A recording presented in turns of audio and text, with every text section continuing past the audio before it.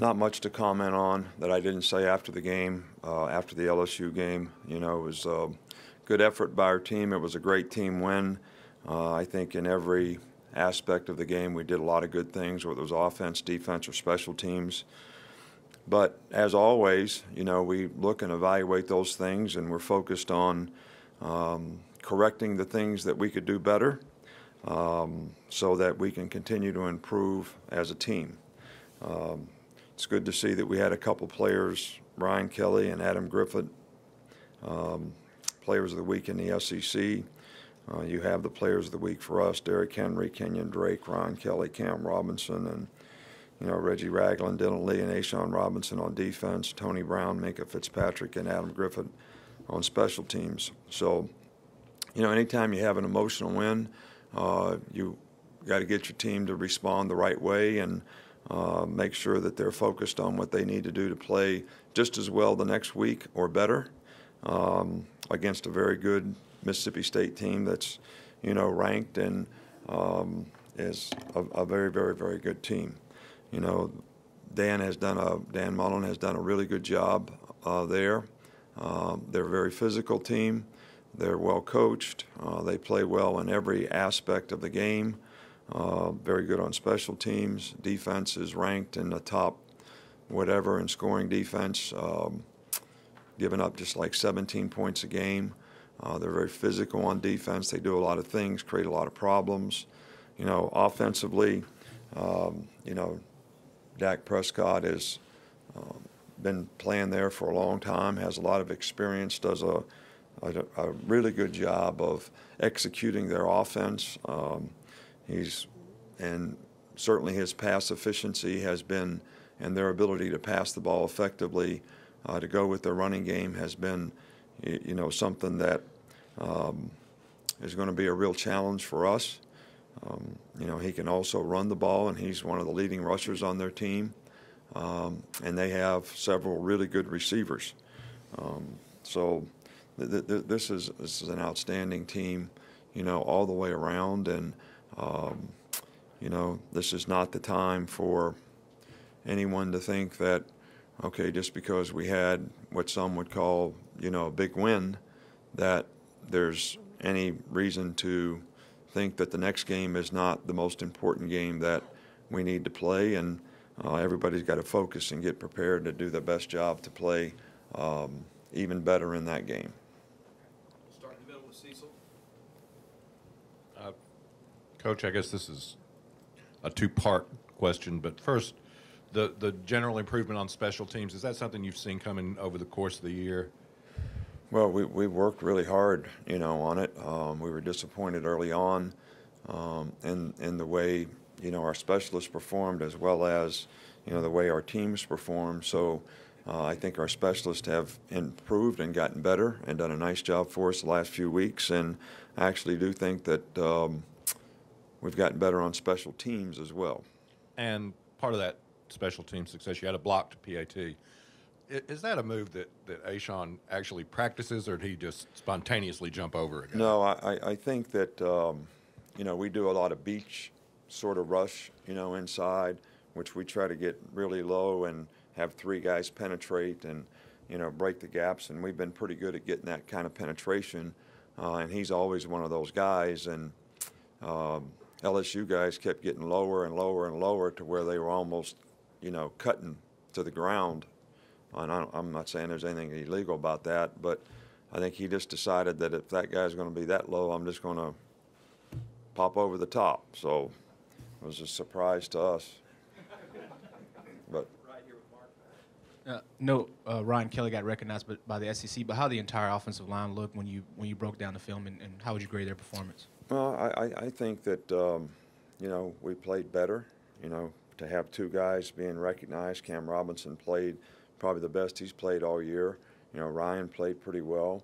I'm sure, the other guys gave great effort and played with great toughness, and there's things that we can improve on, and that's what we'll be focused on. But when you run the ball as effectively as we did against a team like that, that's a good defensive team. I think you have to be pleased with that part of it. But at the same time, you see things that we could do better, as well as, we need to have a little better pass protection, not have negative plays, and I think the more we can eliminate those plays, the better off we'll be in the long run. Back left with Matt. Nick, two questions. First of all, with the safeties, with Gino and Eddie, how pleased, how happy were you with just how they did in the running game and their tackling? Well, I think the front seven did a really good job in the running game, and I think those two guys, when they needed to, run support or fill gaps, they did a nice job of it. We were concerned about the fact that, we gave up a couple big plays in the game, which we need to do a better job of. And those are the kind of things that you don't want to compromise, which I talked about last week, and worrying about playing the run and, not being in the right spots when they try to throw the ball over your head. So, a couple of them we weren't lined up on. We didn't get the calls fast enough, which is partly our fault, as coaches. And, a couple other times we just didn't execute the way we needed to. And second question, I'm not sure how closely you followed the Missouri situation, if at all, but just as a coach, how do you handle a situation like that? How would you handle a situation like that if there's an issue that comes up that players are passionate enough about that they're talking about going on strike? Or Well, I don't really, first of all, know a lot about the situation there. I haven't followed it. I don't know a lot about it. I will say this, that, we always respect our players, and, when they feel passionate about something, we're always going to listen. But, one thing I can say in general, as a program, as a person, as an organization, we always believe in equal rights for, all groups, and we would continue to support and promote that, with any group on our team. So that's really about all I can say about it, because I really don't know a lot about it. Nick, given the amount of carries that Derek's had the last couple of weeks, do you lighten his reps during practice at all? And you mentioned Bo Scarbrough. Could he possibly help with that going down the stretch?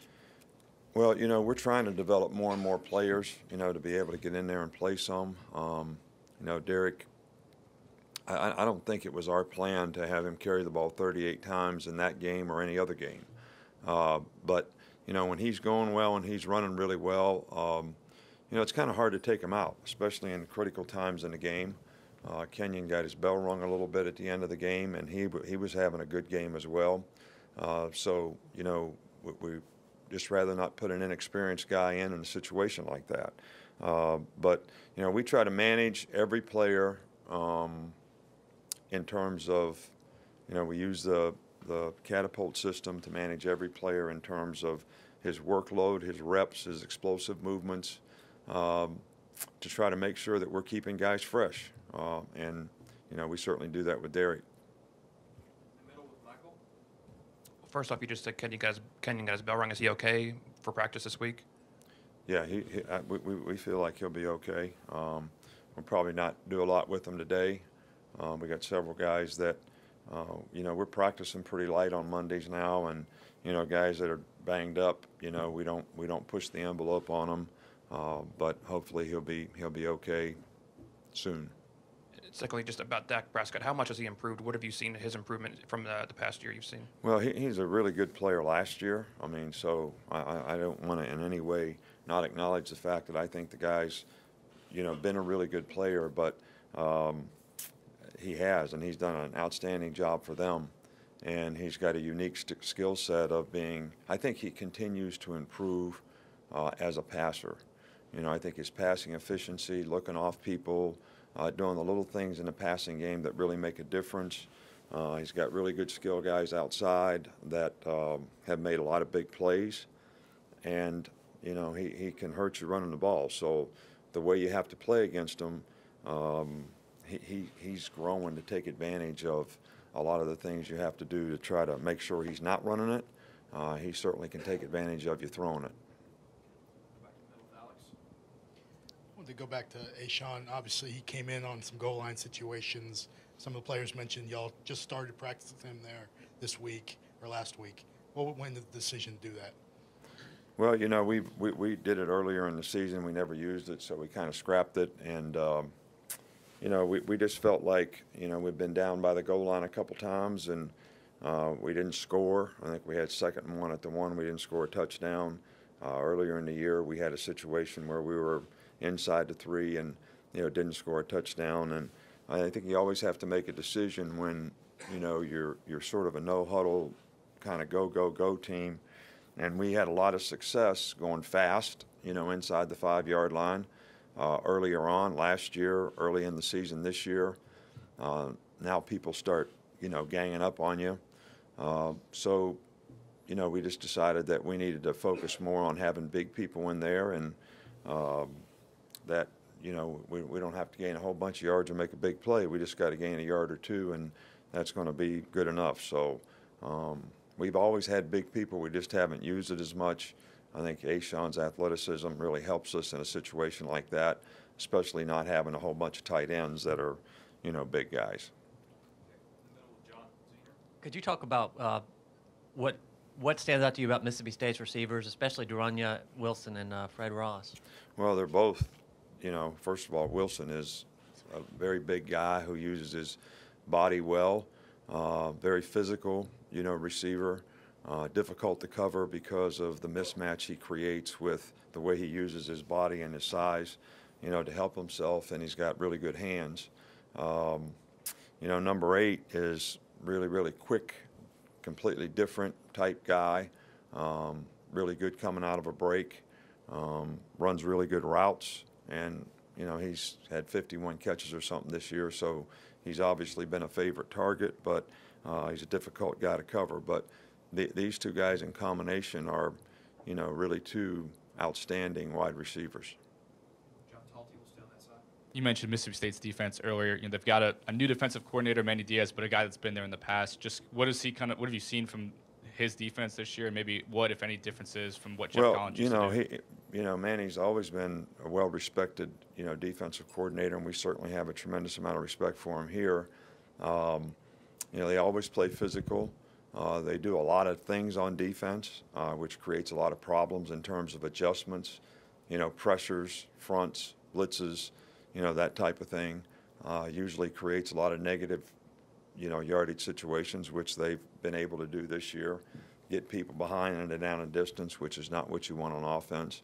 So, and they continue to do, those, same kind of things. So this is going to be a real challenge in preparation, for our offense, and it's going to be really important that, our guys have a good understanding of what they need to do to be able to execute, against this multiple front defense.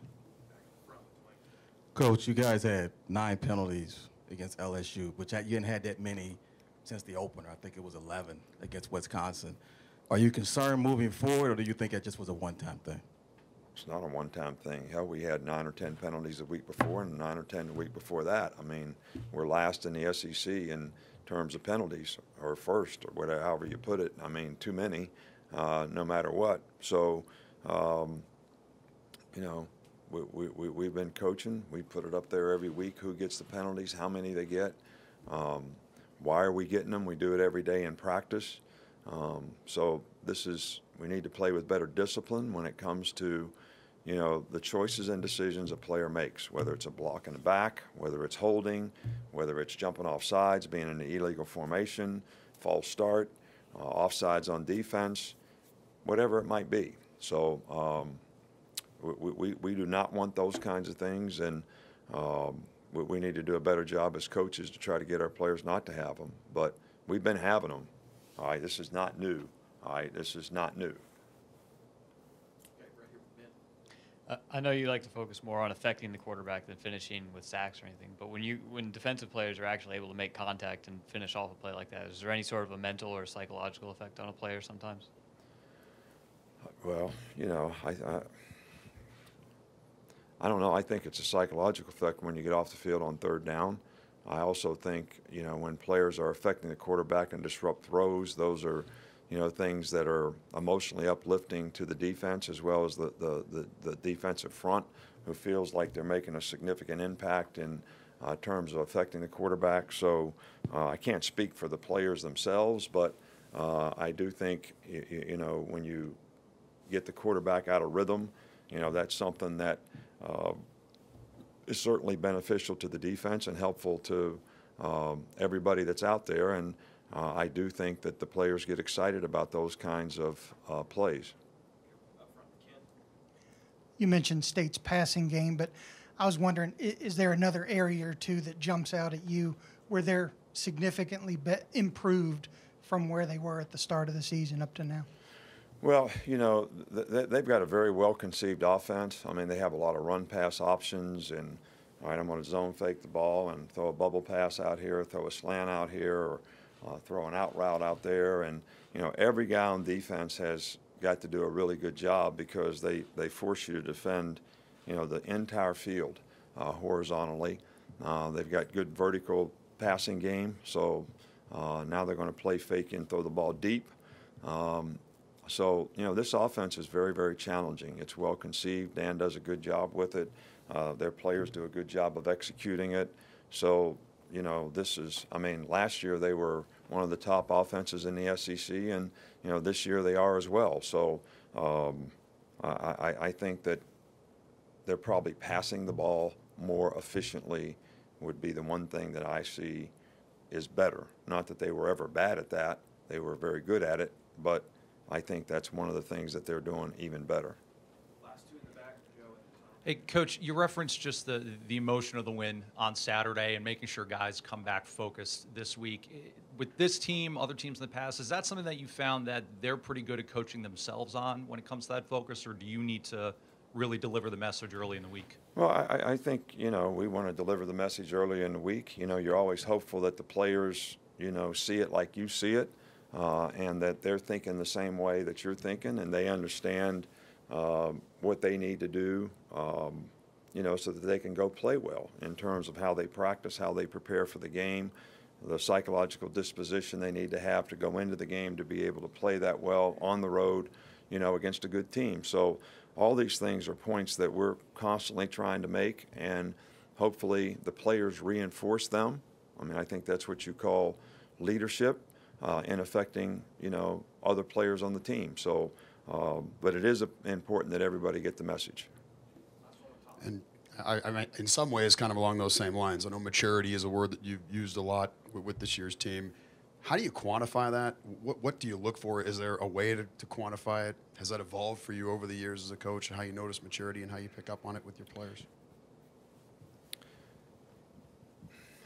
You know, I'm not a psychiatrist. You know, I've never claimed to be a sports psychologist. So, you know, I know how to coach blocking, tackling, how to cover somebody, how to get open if you're playing receiver, how you're supposed to take steps on the zone block. I do try to influence and impact people in a positive way, and certainly try to get the negative thoughts out of their head in terms of what they need to do to be able to play well and to execute well. So these are all things that we try to focus and emphasize. For me to quantify, you know, any of this stuff, I don't think I'm qualified to do that. But I think you can tell a lot by a guy's body language in terms of how focused he is, how he pays attention in a meeting, how he goes about his business when we're going through a walkthrough or practice or whatever. And, you know, I think the older, more experienced guys, you know, they've been through more games. They've been through good games. They've been in the locker room when they jump up and down and sing the fight song, and they've been in the locker room when they're very disappointed because they didn't play well and things didn't turn out the way they wanted. So I think those experiences obviously enhance their ability to understand how fleeting, you know, all this can be in terms of if you're not ready to play your best against good people, what the consequences can be. You know, so we want to make good choices and decisions. You know, I made the statement, you know, before is, you know, sometimes people make bad choices and decisions. All right, they create a lot of controversy, and I want to refer to that as a storm in their life. And then they get all pissed off when it starts raining, all right, which is the consequences they got to deal with because of all the decisions that they made. Well, it's no different for our team. So, and I guess if you understand that, then you don't make those choices and decisions to start with. Thank you.